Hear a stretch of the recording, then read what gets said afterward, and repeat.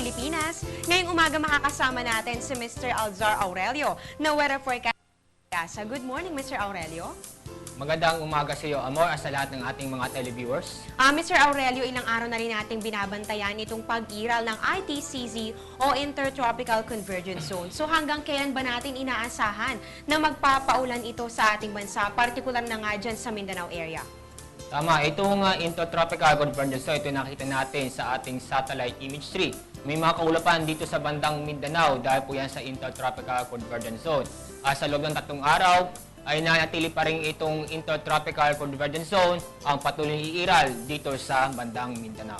Mr. Aurelio, dahil alam naman natin na itong RTCZ na ito ay ang breeding ground o yung pinagmumula ng mga low pressure area na siya ng mga posibleng maging bagyo o tropical cyclone, within the next 3 days, meron ba tayong ina-expect na mabubuong sama ng panahon sa ating Philippine Area of Responsibility? Sa loob ng 3 araw, wala tayo na inaasahang mabubuong low pressure area dito sa loob mismo ng Intertropical Convergence Zone. Magdadala ito ng mga pag-ulan kahit walang low pressure area. Ito kasing Intertropical Convergence Zone ay magdadala ito ng mga kaulupan at may mga pag-ulan, light to moderate rains dito sa buong Mindanao. Okay, ayan po para sa mga kabayan natin dyan sa Mindanao. Lagi pong mag-monitor ng mga weather updates dahil kayo po ang talagang maapektuhan nitong ITCZ o Intertropical Convergence Zone. At bukod naman po dito sa umiiral na ITCZ, meron din po isa pang weather system ngayon na umiiral o prevailing dito sa ating bansa. At ito nga po yung easterlies o hangin mula sa silangan. At ito nga ang nagdudulot ng mainit na panahon dito sa ating Luzon at Visayas. So kaugnay nito ang mainit na temperatura, at nabanggit nga natin sa Panahon TV na umabot po ng 38.8 degrees Celsius dyan sa Subic, Zambales noong nakaraang May 7 o noong Martes. So kahapon naman May 8, ano ba yung naitala ng Pag-asa na top 5 hottest temperature sa bansa? Tama, dito sa bandang Luzon and Visayas ay mainit pa rin ang panahon kumpara sa bahagyang bumaba ang temperatura dahil po yan sa mga kalupan dulot ng Intertropical Convergence Zone. So ang ating top 5, yung ating binabantay mga lugar na kung saan nakakuha ng mataas na temperatura. Ang una ay itong Tayabas sa bandang Quezon, ito yung umabot ng 38.0 degrees Celsius. Pangalawa, itong Cabanatuan City na umabot na naman ng 37.5 degrees Celsius. Nagtay po sa pangatlo at pang-apat na pwesto, ito yung Clark at Dagupan City, ito yung parehas sa Central Luzon, umabot parehas ng 37.0 degrees Celsius. Ang pumanglima, itong Tuguegarao, umabot ng 36.5 degrees Celsius. Mr. Aurelio, simula po nang nag-umpisa itong ating tag-init na panahon, nagmo-monitor na rin tayo nitong tinatawag natin na heat index. So kahapon ba, ano ba yung top 3 highest sa heat index na naitala naman ng Pag-asa? So itong heat index, meron tayong 5-day weather outlook. Itong heat index ay kahapon. Ang top 3 nito ay sa bandang Northern Luzon.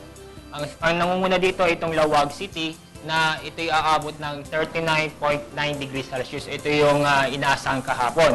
At yung pangalawa at Tuguegarao ay umabot sa 39.8 degrees Celsius. At yung panghuli, yung pangatlo, ay umabot ng 39.4 degrees Celsius. At eto naman, Mr. Aurelio, para mas lubos sa maintindihan ng ating mga manonood kung ano itong pinag-uusapan nating heat index, pwede ba nating ipaliwanag ulit sa ating mga kababayan? Magkaroon tayo ng refresher tungkol dito sa heat index na ito. Ano nga ba itong tinatawag natin na heat index at paano ba ito makakaapekto sa ating nararamdaman sa araw-araw? So, una-una, ang inarinig na nababalik na natin mga 36, 37 degrees Celsius. Ito po yung temperatura kapag ikaw ay nasa lilim. At iba naman po pag ikaw ay nasa bilad, nagbilad sa sikat ng araw. So, isabihin ang heat index ay ang relative humidity at yung temperature, halimbawa 36 degrees Celsius, halimbawa sa Metro Manila. So, 36 degrees Celsius, sinama din yung relative humidity, ayun ang mararamdaman ng ating katawan. So, halimbawa, narinig nyo, nabalitaan nyo na 36.0 kahapon, halimbawa ay 35.0 degrees Celsius sa Metro Manila, ito yung ikaw nasa lilim. So pag ikaw ay nagbila sa sikat ng araw, mas mataas yan sa 35.0 degrees Celsius dahil ito ay sinama nating relative humidity at tinatawag nating apparent temperature. Ito yung talagang nararamdaman nating katawan kapag ikaw ay nasa bilad ng sikat o nagbilad sa sikat ng araw at mas mataas na nararamdaman sa katawan natin ng 35.0 degrees Celsius. Ayan, so ibig sabihin pala, Mr. Aurelio, ito nga heat index natin ay applicable kapag tayo ay naka-expose sa mismo nga sikat ng araw. Ayan, maraming salamat, Mr. Alzar Aurelio, sa inyong binahagi impormasyon tungkol sa lagay ng ating panahon. Maraming salamat din sa inyo at paalala, hindi ang tag-init at patuloy tayong makakaranas ng mainit na panahon sa dating araw bago magtag-ulan. Kaya huwag kakalimutan na uminom ng maraming tubig, lalo na po dito sa Luzon, Visayas kasi patuloy tayong makakaranas ng maganda at mainit na panahon. Ayan nga po at natunghayan natin si Mr. Alzar Aurelio na weather forecaster ng Pag-asa.